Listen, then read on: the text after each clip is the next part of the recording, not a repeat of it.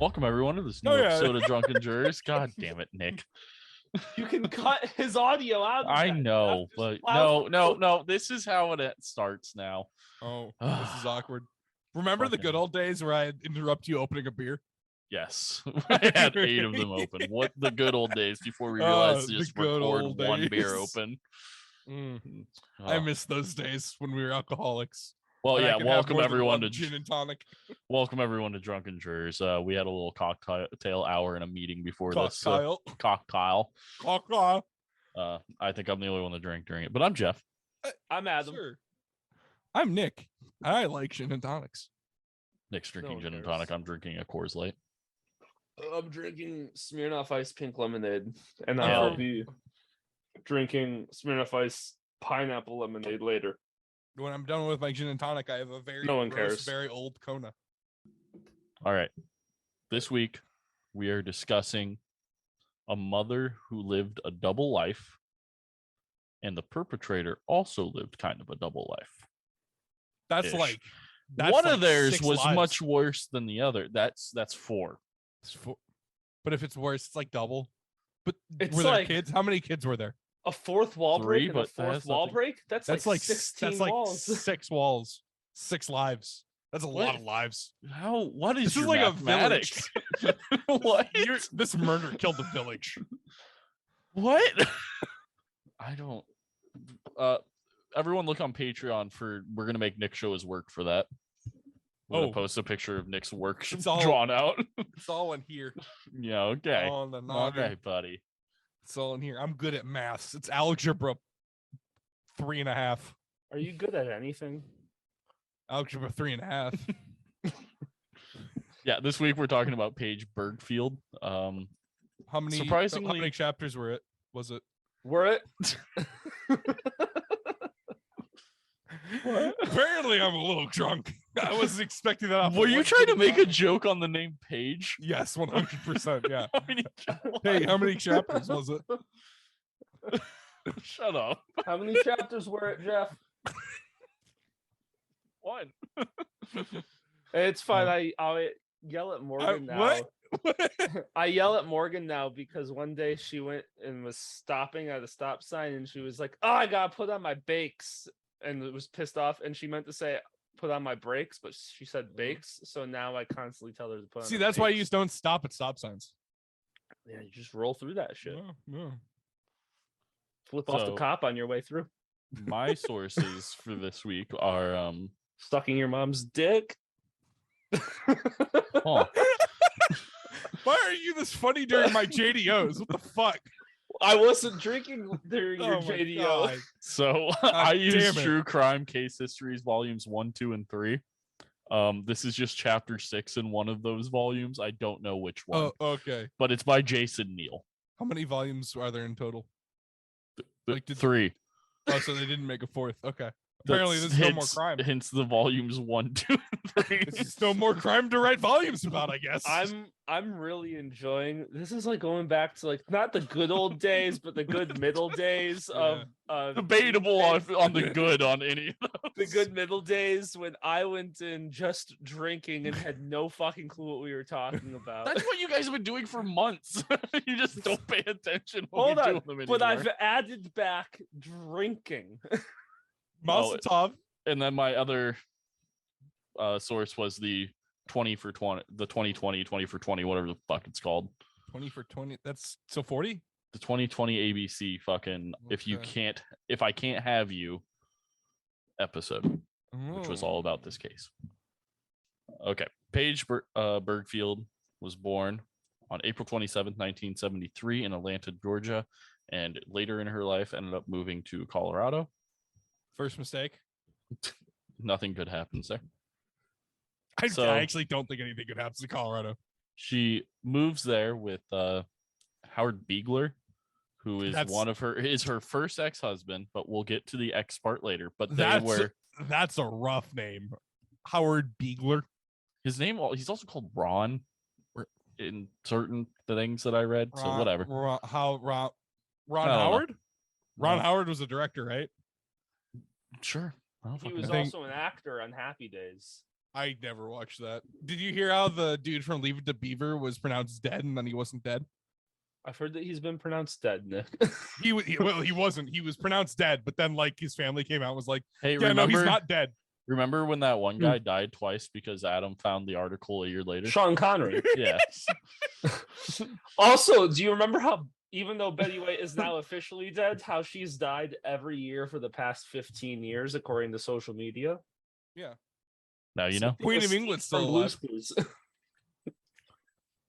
So her and Howard Beagler, they were teenage sweethearts. Paige ended up going to Florida for school to become a midwife, but Ron followed her there. When was this? This would have been the late 80s, early 90s. Do they still have midwives? Is midwife still a profession? It's still a thing, yes. Yeah. Oh. Okay. Would you like to explain why that's weird to you? I haven't had a child. I didn't know there were midwives still. All right. All right, that's it. But yeah, Howard followed her there. I'm just going to call him Howard. This whole Ron thing's going to throw me off. Howard followed her there, and her grades started to plummet so much that they ended up just moving back to Colorado, and they ended up getting married. But after only 2 years, they ended up divorcing because she wanted kids and Ron didn't, and it was just like a teenage love thing in the first place. So she moved from Atlanta to Florida, Colorado. To Florida. To Colorado. Okay. I thought she moved from Atlanta to Colorado to Florida and then back to Colorado. And I'm like, why would you do that? That's what she did. I just said that. Oh, she did do that. Okay. Yes. Her family moved to Colorado. And then you'll get it. It all makes sense. Okay.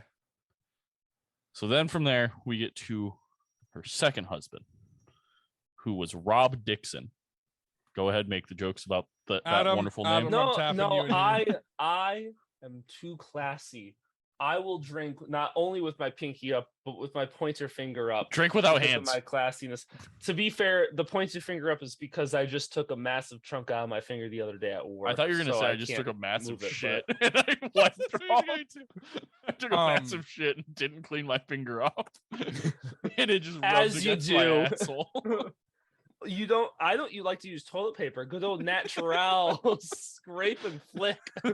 Oh, no. If his name was Richard, it would be Dick Dixon. Dick Dixon. What? Coming around the mountain when she comes. Wait, I don't know. Where did Dick come from? Wouldn't it just be Dick Dixon? I don't know. I'm imagining someone named him Richard. His name's Richards the Third. Richard Dixon the Third. Richard Rick. No, that doesn't make sense. Why? I don't know. So it does. I don't like it. His full proper name is Dick. No. Dicker Dickerson. Yeah. It's Dixon. It's not even Dickerson. Guys, we're not even through explaining anything to when she disappears. We're explaining her second husband. Yeah. And how many did she have? 2. Yeah, so this is the most important one, clearly. We'll get to that. His actual real name was Rick. Oh, wait till we get to the kids' names.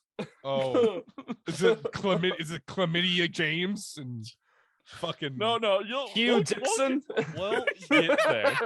Anita Dixon. Yeah. So, Rob Dixon, her second Harry ex, Dixon. was an emergency medical technician, but he already came from wealth, and a lot of his friends said he didn't need to work. The wealth he came from was his family. His parents got in on cell phones when they were first starting. So you could just imagine the stupid amount of money they have. So much money that he had 6 sports cars. And the one he loved the most was a yellow Ferrari.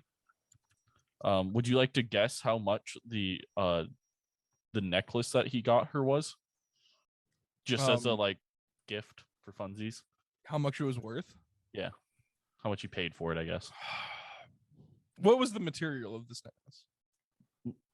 Diamond. Diamond? Okay. $4. Okay. All right. Adam. We're going Price is Right rules. Yeah. Okay.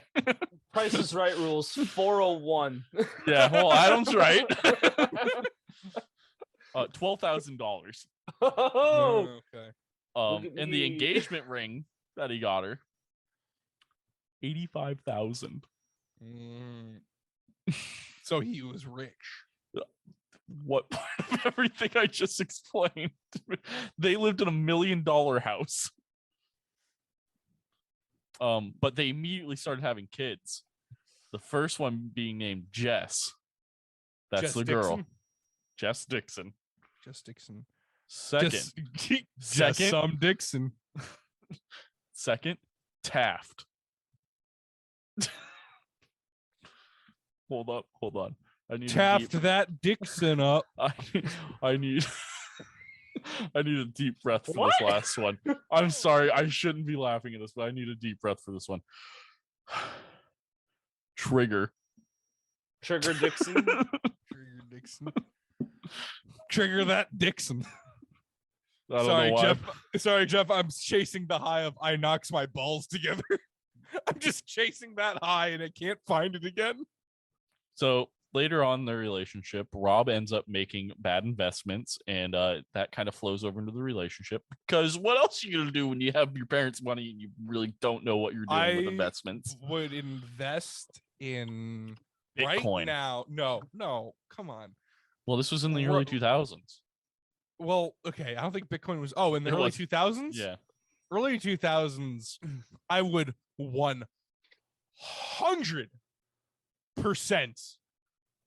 invest in Radeon. Radeon. Mm-hmm. Okay. No, that's not it. No, what's the thing? Oh, I think.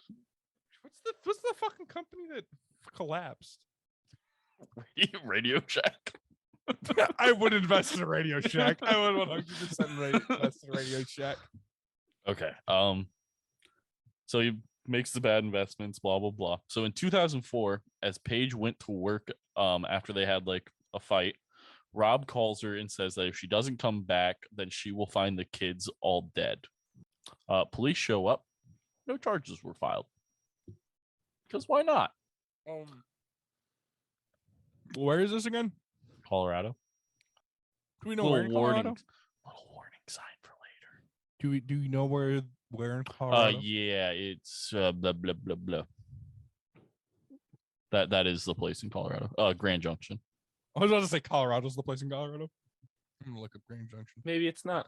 Maybe it's like 2 hours from Denver, I believe.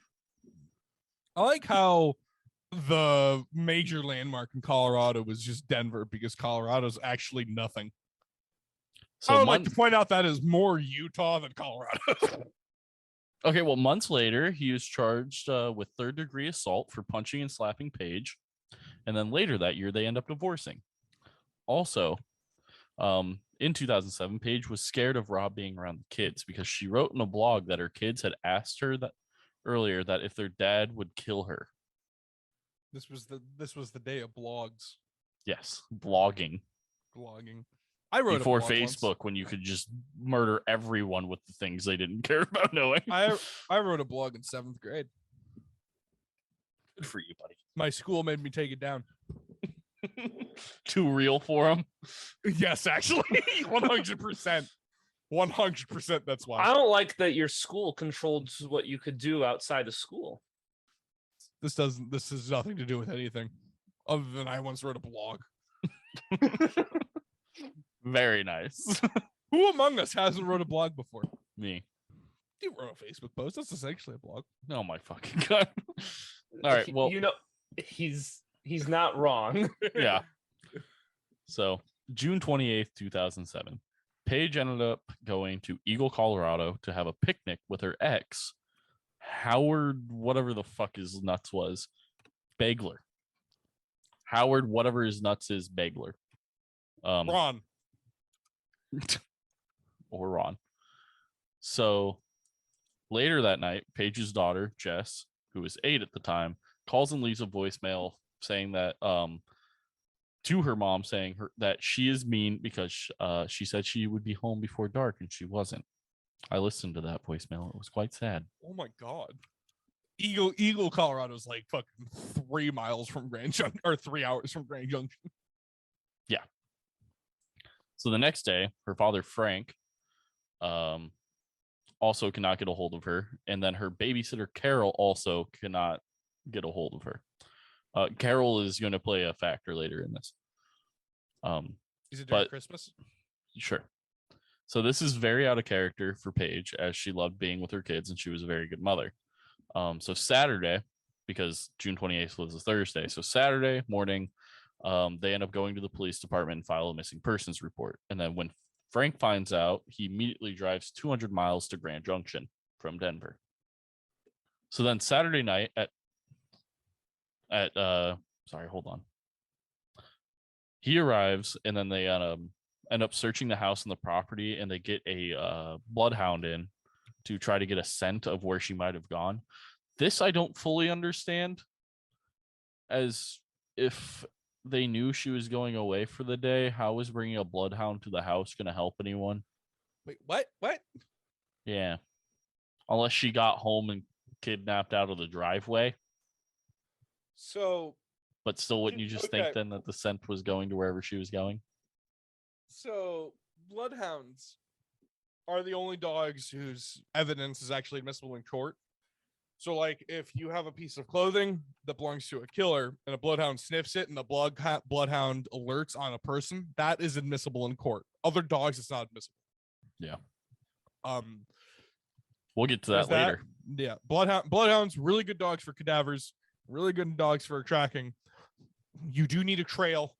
I guess if you got some of her dirty laundry from the house and then went to where you thought she disappeared and then let the bloodhound go, that might work.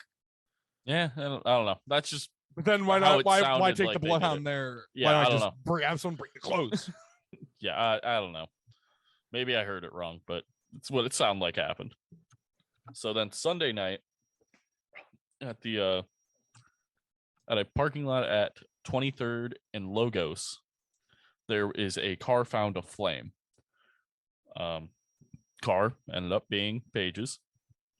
The odd thing about the car was that it was on fire. Like, no, currently? I'm kidding. Yeah, well, it was, yes. No, that was supposed to be a joke because I just said aflame. Oh. Yeah.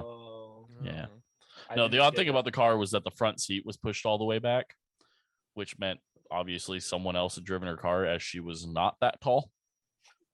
I swear it wasn't me. Question. And then I have a question, sir. Sure. Croissant? How croissant? How tall was she? In the lower 5s. Okay. Let me see if this has her height. For greater clarification, was the car on fire when someone found it? Yes. Or okay, so that means the killer was close. Yes. Because the car was still on fire. And yet again, later. Oh, that'll make sense. That'll make sense later. Okay. Yes. I'm skipping steps. Got it. So after the car's put out and everything, they end up searching the car, and her daily planner was salvaged from the car as the plastic had melted over it and preserved the inside. But when they look in it, the days from the 26th to the 29th had all been ripped out and were gone. Was that around this time? Yes, she got the last time she was seen the morning of the 28th. Okay. So this would be the 30th that they find the car. Okay. So backtracking a little bit to explain a little bit more about Paige's life. After the second divorce, she fell on hard times because she ended up keeping the kids and the house. But her ex wasn't helping with the kids of the house, and she was used to living the high life. She was living in the $1 million home, paying $6,000 a month for mortgage. 3 kids, $1 million house, $600,000 in mortgage payments a month. And it was $1 million house. Mm-hmm. Now, I'm not a mathematician. I only passed algebra 3.5. If I remember correctly, $500,000 is $500,000. You'd think that. So she got a 2-month mortgage, which is shocking that someone would lend at those rates. She got a 2-month mortgage. What? It's $1 million house. Yeah. 600,000 in mortgage payments. 6,000. So someone said 600,000. If I did, I'm sorry, but I definitely meant 6,000. I think I said 6,000. But well, if I didn't, the audience will know. Yeah, we'll find. I'll figure it out in editing. Okay. if I did, I'm sorry. The alcohol. And if I'm wrong, I'm fucking stupid. Which is again not good at math. That's a soundbite right there. I'm fucking stupid. So how she ended up paying for this stuff was she started selling like kitchen like utensils and pans and stuff through Pampered Chef. She opened up like dance studios for kids, and she made nursing slings. Why does that sound like? But that's MLLS? Also what? Why does it sound like an MLMS, a multi-level marketing scheme? Which one? The Pampered Chef selling. Well, it was her. Wear? Well, it was her business, from what I believe. Okay, it wasn't like the North America shit. I don't think so. I think from what it sounded like, it was her business, but I could be wrong. But all right, so it wasn't KitchenAid. But that's not including what she did in her little double life that we'll get to later. Would you guys like to guess what she did in her double life? Prostitution. I kind of thought that, but no, that's not saucy That's enough. 2 on the head. Yeah. I mean, she's got. I just like Nick saying it's not saucy enough. That's Dixon. I like to think that she, with a husband, she was a gambling auctioneer with a husband named Dixon. I like to think that she. To be fair, her she was double also life, named Dixon, but her double life was as a diplomatic emissary from Djibouti. Dixon working for Djibouti. Think about it. It would work. I don't want to think about it. All right, Djibouti known for hiring. Nope, we're gonna skip over that. No, okay. I'm skip over that, and we're gonna go back. Wait until I'm right. Just wait until after she's gone missing. They find the car. They end up getting over 200 people to search for Paige for months. After 24 days, her father starts searching the Colorado River, and after months, they end up finding nothing. Later on, though, along Highway 50, a motorist pulls over to change a flat tire, and out of pure fucking luck, they pulled over at a perfect spot to find Paige's checkbook, followed by business cards and other personal items. So out of just pure luck, someone's... Also, I don't get how I don't know. I guess I don't know how much they looked, but also this is like in the spot where it starts to become mountainous. So it's like desert and mountainous in this section. I mean, yeah. So they're in Eastern Colorado. So they end up talking to Carol, aka the babysitter again. And she brings up that a night that Paige had a call to meet someone at her office, even though it was closed. So later at night, she said that when she was there, she saw a white truck drive by. And then when she went to leave the office and she was headed towards her car, the truck drove towards her and she just ended up running to her car, and the truck just sped off. So later on, the police end up finding out. They found out that after hours at her office, she ran a business called Models Inc. At this business, she would give massages for a higher price, but at a higher price, she would do them topless. The average price was $400 to $450, and for each article of clothing that basically she wasn't wearing, the price went up. Howard, her ex, knew about it, and he told the police that there was no sexual touching or intercourse of any kind. But it was possible since it was the police thought it was possible since it was labeled an escort service, but there's no proof that she ever ended up having sexual relations with anyone. It an escort service? She did on like websites, but it was like a massage escort service thing. I'm assuming this was some dark web shit. Yeah, or like Craigslist and shit like that or something. Because I guess Craigslist. Yeah, I was gonna say because I'm looking to point out She put Colorado does not have legal prostitution. She put it in the newspaper. She put an ad in the newspaper at one point. Her name was Carrie, though, for those. Carrie this Dixon. Oh my god. It's good. That was a good one. That was a good one. Shut the fuck up. Carrie Miss Dixon. That's good. That's good. So Adam was right, by the way. So not right, but he was the closest with prostitution. I could have sworn she was an emissary for Djibouti. I'm still pretty sure she's a gambling auctioneer. I can get behind this. So they then find out that on that night that she went missing, she had multiple calls from men looking for her services. The police end up putting together a list of people through phone records and stuff like that. Obviously, the first person after she's kidnapped and everything that they look at are her exes. The first one obviously being Rob Dixon. Rob's alibi, though, was the fact that he was over 2,000 miles away at his new house in Philadelphia. That checks out. So they had phone records prove that. And then obviously the next one is going to be Howard because he was with her that day.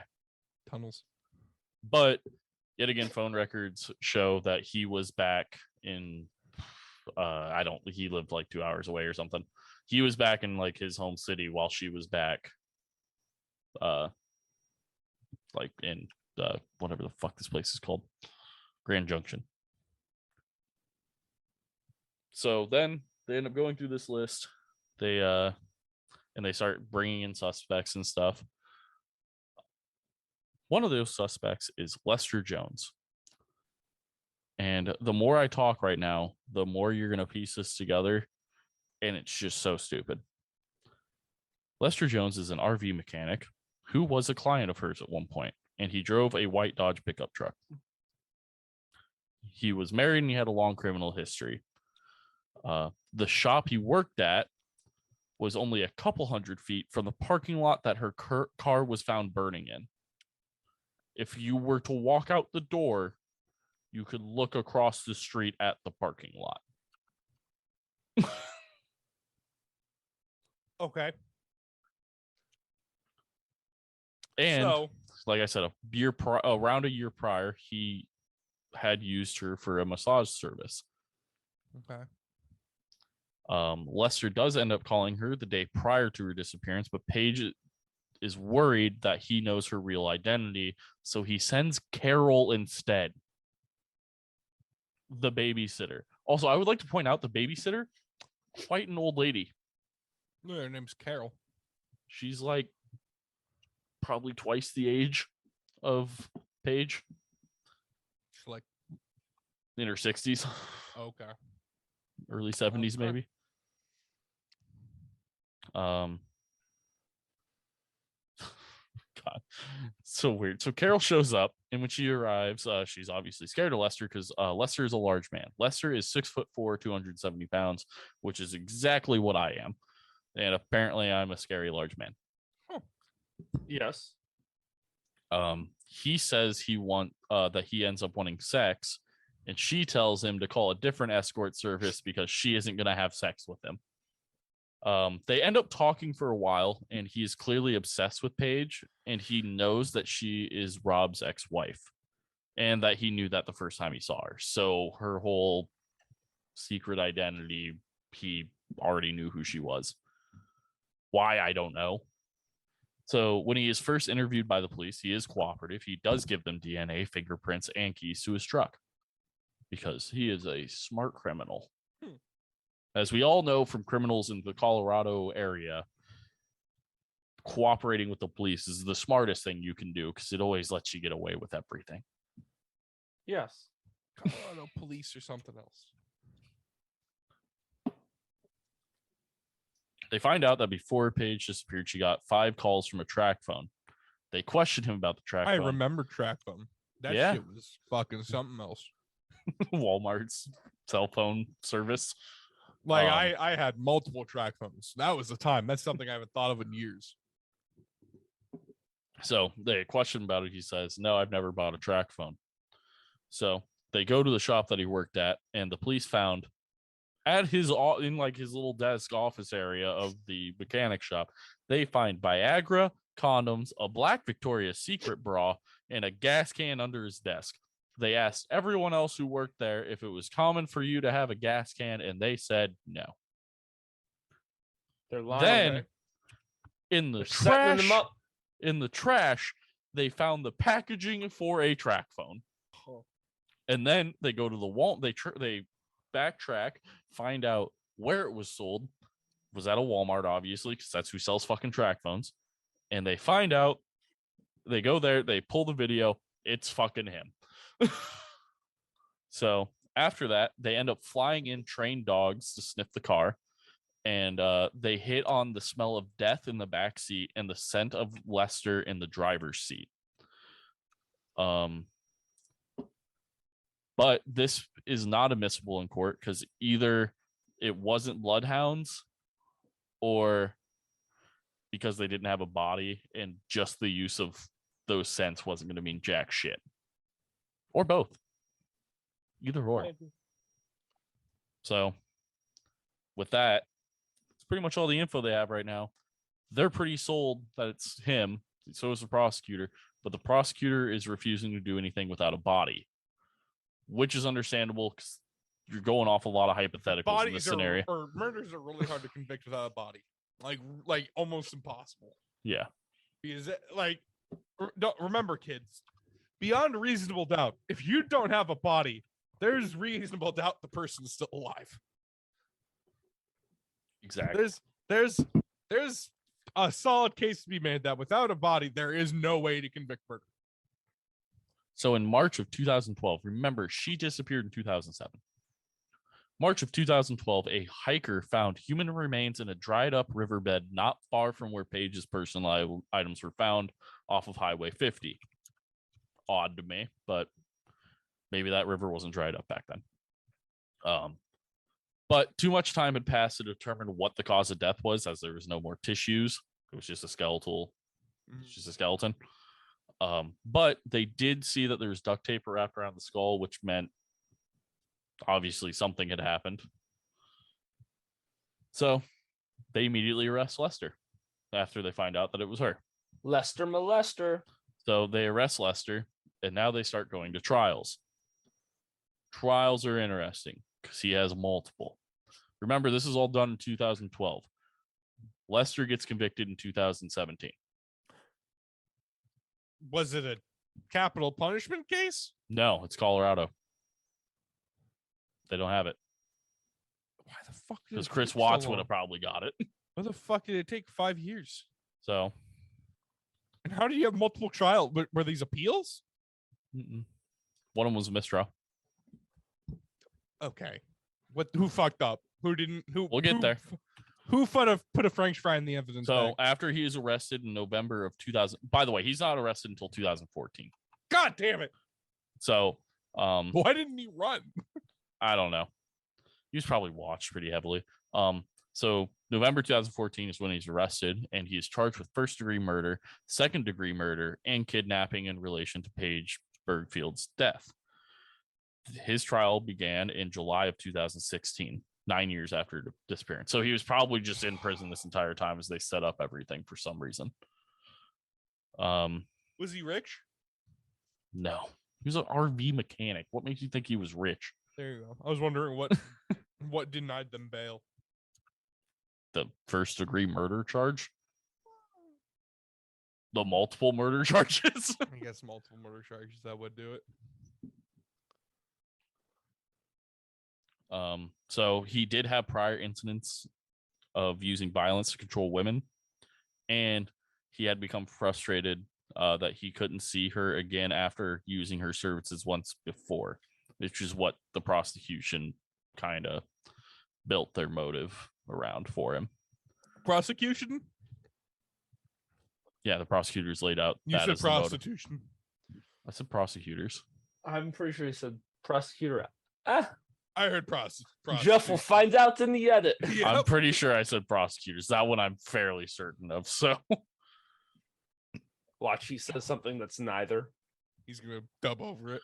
Everything that's been said through this entire episode has been it's drunkenly. So Are you not supposed to put retinol in your own drink? No.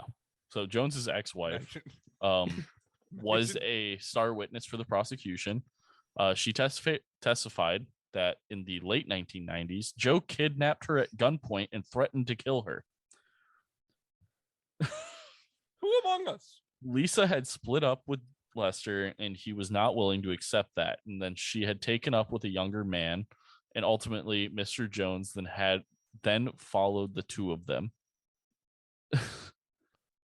Lisa then said that Jones chased after her and Joe's her new man, and that Jones had shot a gun at him.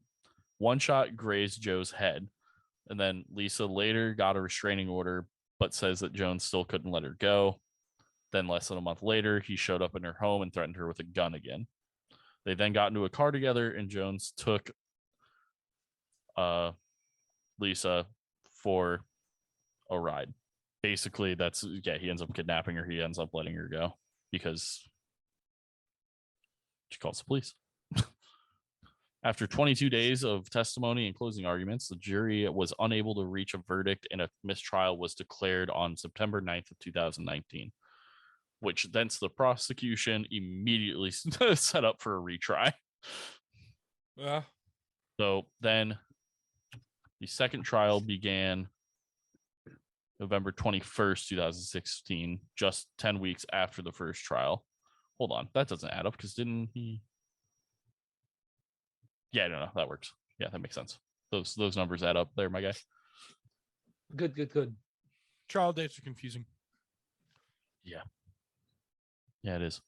So in this one, they brought up that apparently the vehicle that was driving around on the surveillance video, that white vehicle, was actually a Chevy Impala, which I don't know if you know this, but trucks and cars look nothing alike. But whatever. He does drive a white Dodge pickup truck, though. So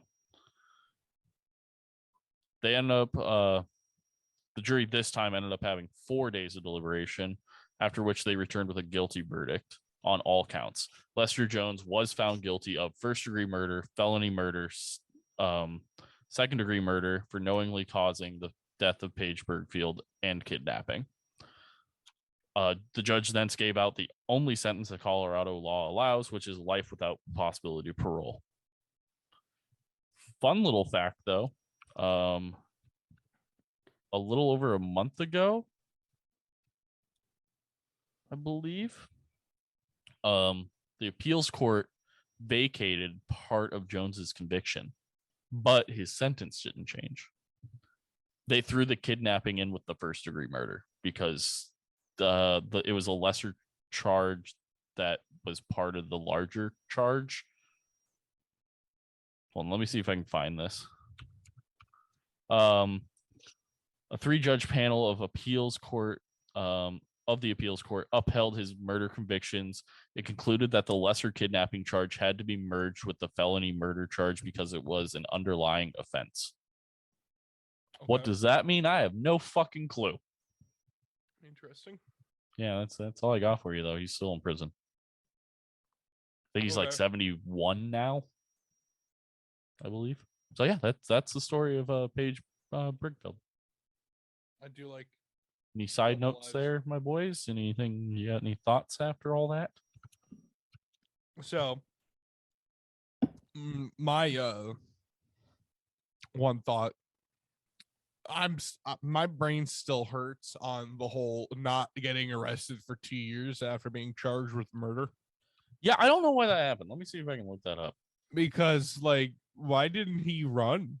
He had an RV. Just go. He was probably under surveillance. He live in the mountains. You're in Colorado. He doesn't live in the fucking mountains. He could go. He could. Oh. Granted, I wouldn't, murder a prostitute personally. It's just not my vibe. Not yet. She's not even a prostitute.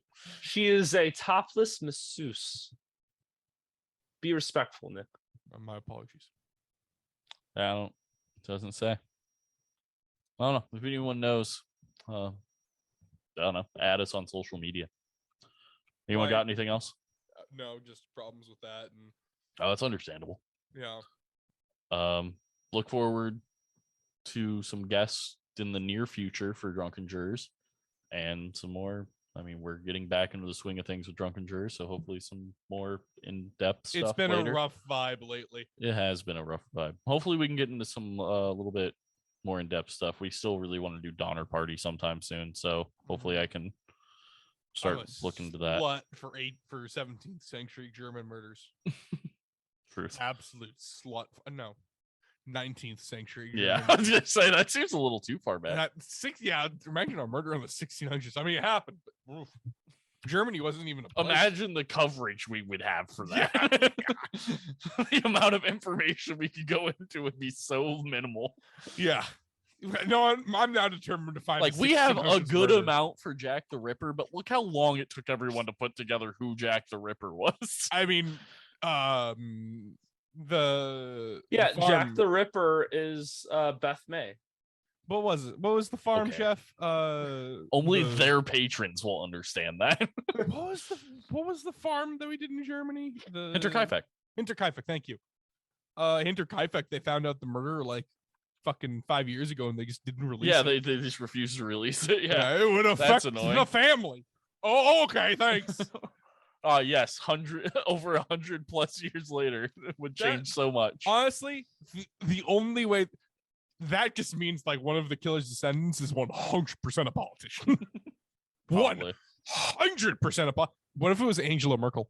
What if it was the chancellor? What if that was like a grandfather? That's the new conspiracy. That's your conspiracy for the day. The killer of Hinterkaifeck was the ancestor of Angela Merkel.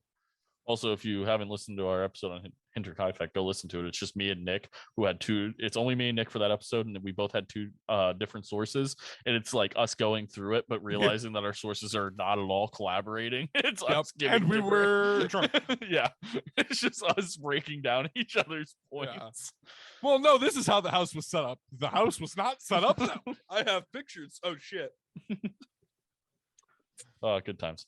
Well, thanks everyone for listening. If you go down to the description of this episode, you can find our link tree. You click on that, it'll take you to our link tree. Fun fact, amazing how that works. It's not OnlyFans, I promise. Wink, wink. But it'll have all of our social medias. I still want to make an OnlyFans for us at some point. Want to. Release our Patreon stuff on OnlyFans. It has all of our social medias. Anywhere you can find our podcast. And it has our Patreon now. Right? It's Patreon now? God, it's so confusing now. Yes, Patreon. So our actual Patreon. And you can go to that and you can choose the $1 tier and get access to our Discord server and our movie podcast that Adam and I do, which is uberously fun because I don't watch movies and Adam loves movies. So it's me watching movies I've never seen and thinking most of them kind of suck. Especially the ones Adam really likes. When did this come out? Yeah, so we just had an episode where Jeff hated the movie that I love. What movie was it? I guess you'll have to become a patron to find out, Nick. Thanks. Yeah, cool. Thanks. I'm sorry. Or just fucking go look at the fucking document that you also have access to. The $3 tier, you get to watch all of our episodes unedited videos, at least from when we started doing it. And year 2. Yeah, so all of the jokes that don't get to make it, or are bullshit rambling, or if Nick gets up and leaves for a long period of time. But outside of that, yeah, I mean, also in there now is the Misfit Factions website that you can go to. And check that out. Yeah, go check out all their stuff. Our stuff's up there. Their stuff's really good. They're really fun. They've been on this podcast now. And yeah, one of them will be on Drunken Jurors at some point, if not both. We'll see how that works out schedule. But yeah, I think there's 3 of them actually. No, there's two of them that do like everything, I think, and then one of them that just does the nerd stuff. Nick, do the rock.